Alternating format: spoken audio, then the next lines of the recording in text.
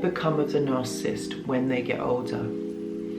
What happens to aging narcissists? Why is it that they always end up alone? Well, most of them do. And why are they the way that they are when they get older? Watch this video because I'm going to explain all of it.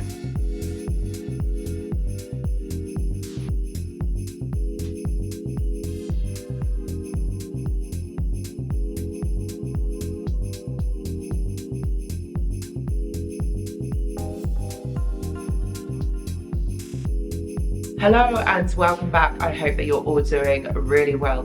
So what happens to narcissists in the end? In the end, when everything is said and done, they get older, they age. What happens to them when a narcissist gets older? But before I get into the video, please know that I do go live on this channel every week. And if you have some questions or some queries or things that you want quick answers to, I would say join the live stream because it's a vibe. Let me tell you, it's a vibe. You know, the live chat on its own is its own thing. Like, I feel like I'm missing out. I'm not missing out, but you know what I mean. Like, it's so much fun. I would say check it out. If you are someone that has any questions or queries that you want answers, please see the description box below. So, aging narcissists, what happens to them in the end? Well, aging narcissists, what happens is they get tired. They get moody, they get irritable, and they have no patience with you. What used to work for them when they were younger or when things were different, you know, doesn't work now. And I've noticed, like, through my own research, that they become a lot more impatient, irritated, and rageful. It's kind of like all of their emotions or ailments kind of come out. I used to work actually at a hospital, an NHS hospital in the UK.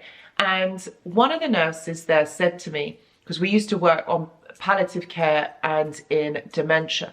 And she said to me, you know what, Anushka, how a person used to be throughout their whole life always comes out at the end of their life.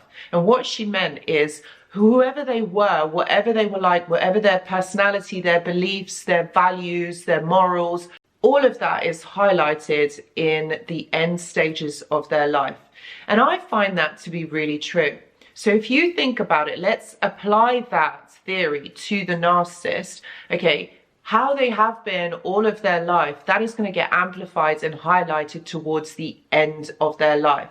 Usually narcissists do end up on their own because, let's face it, nobody really wants to be around them. So they find it very difficult to be able to get new supply. And let's face it, we don't want to be around a narcissist who cannot find supply, because that is when their ragefulness, their irritability, their impatience, their impulsivity, all of that comes out towards the end of their days, basically. So being around a narcissist when they are like that, they will end up blaming you for a lot of the things that have gone wrong. They will say some really nasty, rageful things and blame you for things that have gone wrong in their life. They will also look to you to fix it. If you have the unfortunate experience of being around a narcissist in their end stages or their later life, this is really what is going to be kind of expected from this dynamic.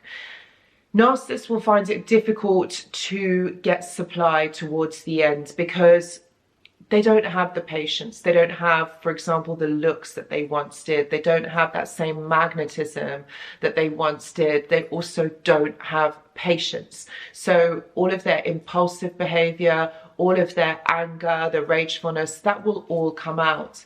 You see, so it makes it very difficult to try and attract a partner. No one is going to really put up with that. Narcissists, in the end, just become a sad shell of who they used to be.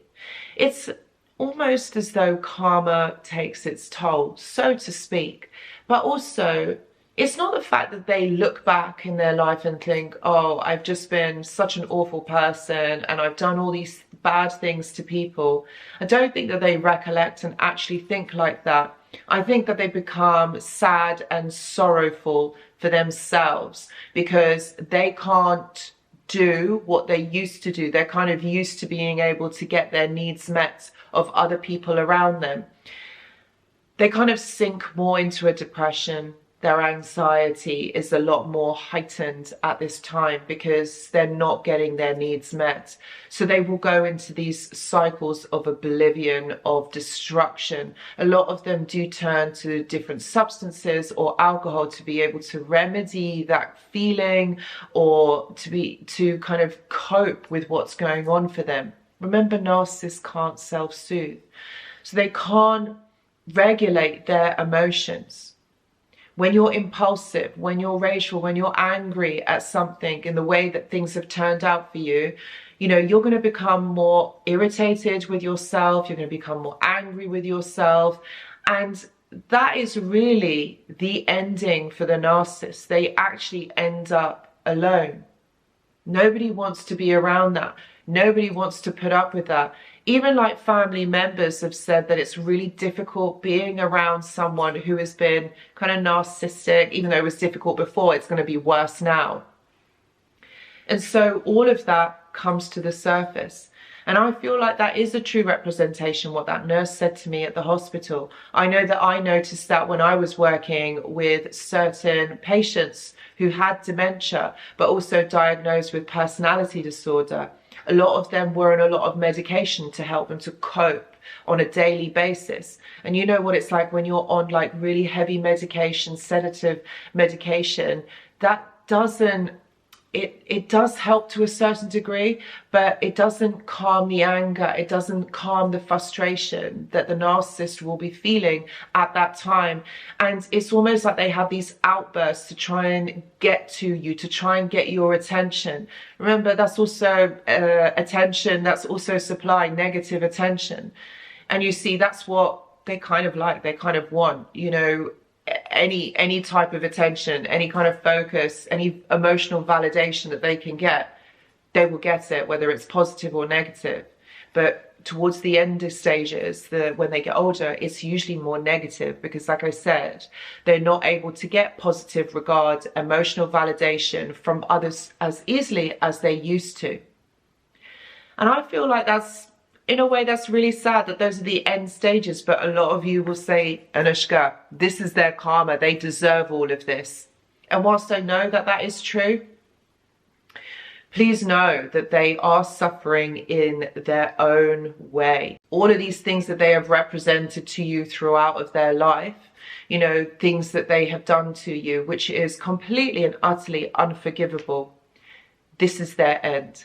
This is what happens to them. Narcissists end up alone for a reason. They end up alone because they can't coexist with another person. You see, when you are motivated on getting your needs met to such a level that they do, it makes it very difficult to be able to live alongside harmoniously with another person. If you're not able to self-soothe your emotions and you're always looking for that validation outside of yourself, it makes it really difficult for you then to be able to regulate your emotions, regulate your thoughts. If you have had a lifetime of these negative narrative that's going on in your mind, it makes it really difficult for that then to change. All of this is highlighted towards the end stages of the narcissist's life. And it is a very sad ending that meets them in the end. There's not much that can be done. Like, a narcissist can't really understand and fathom, their actions, their behaviors, the way that they are. And so there really isn't a cure for this. I personally don't feel that there is a cure for narcissism and for trying to help them towards the end. I guess this is why they end up on very heavy medication. Some of them, not all. And they usually, what happens is there is other elements alongside their narcissism, other like physiological ailments that do happen. I know that a lot of them do end up having diabetes, IBS, heart problems, liver failure, all of those things that are associated with high levels of stress, not living a fulfilling life, but also not looking after yourself physiologically, physically, emotionally, and cognitively. So all of that catches up with the narcissist towards the end. And so you become really unhealthy, both physically, emotionally, and psychologically. What can be said? Like, I know this is a very sad ending for them, but it's kind of like, if you don't look after yourself, and if you do this to others, think about the energetic exchange that you are getting from others. You're always met with this adversity, you're always met with this negativity, even though you manipulate people into getting this positive regard. But at the end of it, it catches up with you. So the narcissist actually in the end ends up alone. They do. And that is the sad truth for them. If you are someone who is going through this, or you know someone, or you have been affected by this, please know that I do offer one-to-one consultations. I also have a mentorship program and a journal club. And if you're interested in joining, please see the description box below. I also have a Discord server, which is absolutely free for you to join. It is with like-minded individuals, a supportive community, kind of like a peer support. So if you wanted to reach out and talk with others who may have experienced the same thing you do, I would say join the Discord server. And there's always someone on there, because there's people from all around the world that are on this Discord server. So if you're interested in joining, please see the description box below for the link. Guys, thank you so much for watching, and I hope to see you in the next video. Goodbye.